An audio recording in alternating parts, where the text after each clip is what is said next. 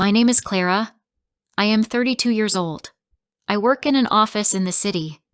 People say I am strong, but they do not know how much I have been through. My heart broke once, deeply. It was when Liam, my ex-boyfriend, left my life. Liam was my great love, but also my greatest pain. Our breakup was heavy and dark. I promised myself I would never go back to him. I wanted peace, not storms. I started to believe I could finally build a new life without him. That was when I met David. He was 36, kind, funny, and patient. I felt safe with him. I started to dream of a calm future, one without chaos, one where I could trust again. For a while, it felt like happiness had returned. But soon, things began to change. I felt tired all the time. My body felt different. My clothes started to feel tight around my stomach. I told myself it was stress or too much work. But deep down, something whispered that it was more. One afternoon, I was having coffee with my friend. She looked at me carefully and said, "Clara, maybe you should take a test." I laughed and said, No, that cannot be true." But her words followed me all day. That night, I sat alone on my bed. I held the test in my shaking hands. I waited. 1 minute, 2 minutes, the longest minutes of my life. Then I looked, and the world froze. 2 lines. Positive. I was pregnant, and I knew in my heart. The baby was Liam's. I did not sleep for 2 nights. I thought about our last time together. I thought about the fights, the love, the silence. My new life, so carefully built, now felt like it was breaking again. I picked up my phone and wrote, "We need to talk." I sent it to Liam. He replied quickly. We agreed to meet at a cafe. The next day, when I saw him sitting there, my heart began to race. Liam looked tired, but still handsome in that same familiar way. Memories I had buried came rushing back. He asked quietly, "What is going on, Clara?" I said, "I am pregnant." He froze. His face went pale. After a long silence, he whispered, "Are you sure?" "Yes," I said. "This baby is yours." He looked down, speechless. We sat in silence. My new life was gone, but something new was also beginning. A few days later, we went together to the hospital. I do not know why I let him come. Maybe I was afraid to go alone. Maybe I wanted him there.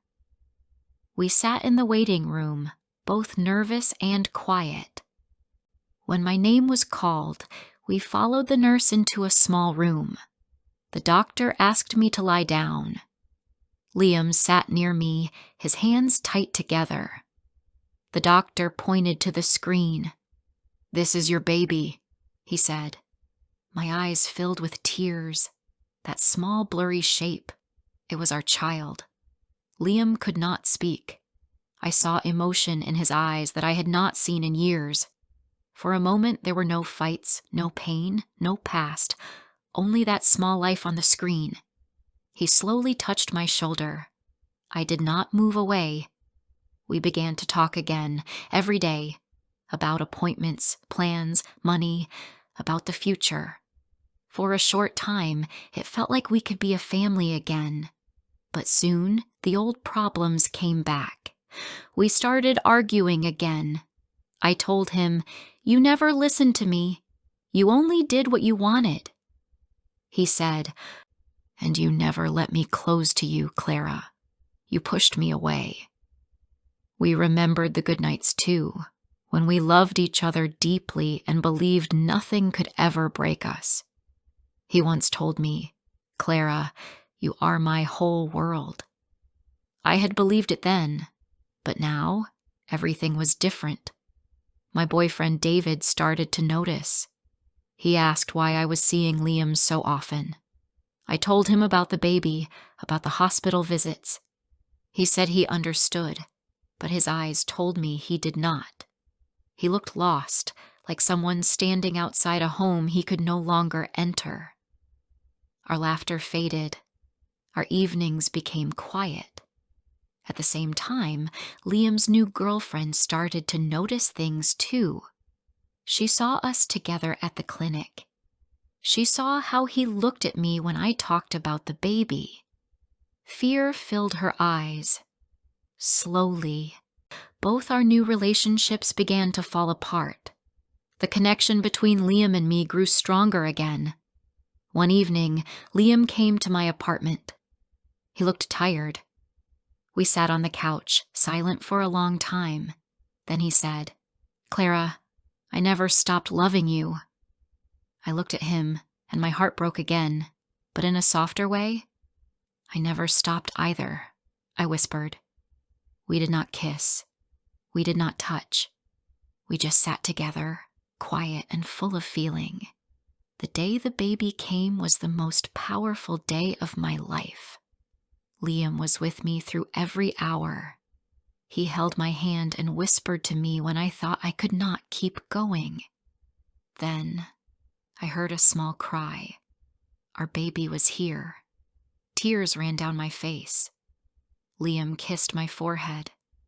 "You are my family," he said. And for the first time, I believed him.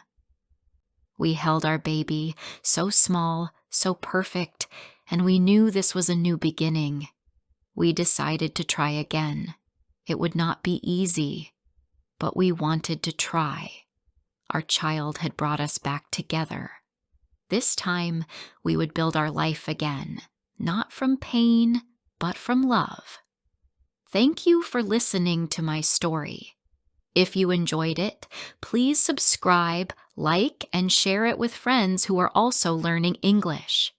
Your support helps me bring more stories for you. See you in the next one.